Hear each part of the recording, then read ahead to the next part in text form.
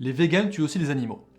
Cet argument est fréquemment employé de manière fallacieuse en tant que sophisme de la solution parfaite, qui consiste dans ce contexte à rejeter le véganisme sous prétexte que ce n'est pas une solution parfaite. Il est indéniable que la production de nourriture végétale entraîne la mort d'insectes et d'animaux.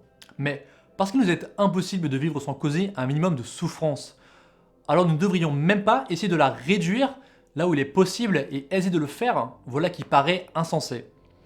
Il est sans doute impossible d'empêcher 100% des meurtres et autres actes cruels qui ont lieu chaque jour sur Terre, mais ce n'est pas une raison pour laisser se produire ce que l'on peut empêcher, ou pire encore, y participer nous-mêmes.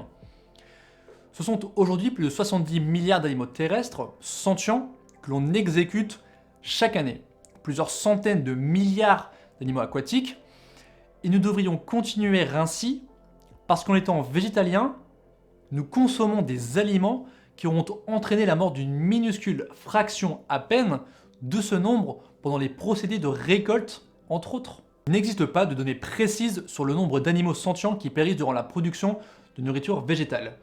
Mais d'après les experts, ce nombre, extrêmement variable d'ailleurs selon le type de végétal produit, pourrait être drastiquement réduit avec la mise en place de méthodes prenant en compte les intérêts des rongeurs et autres oiseaux victimes des pratiques actuelles.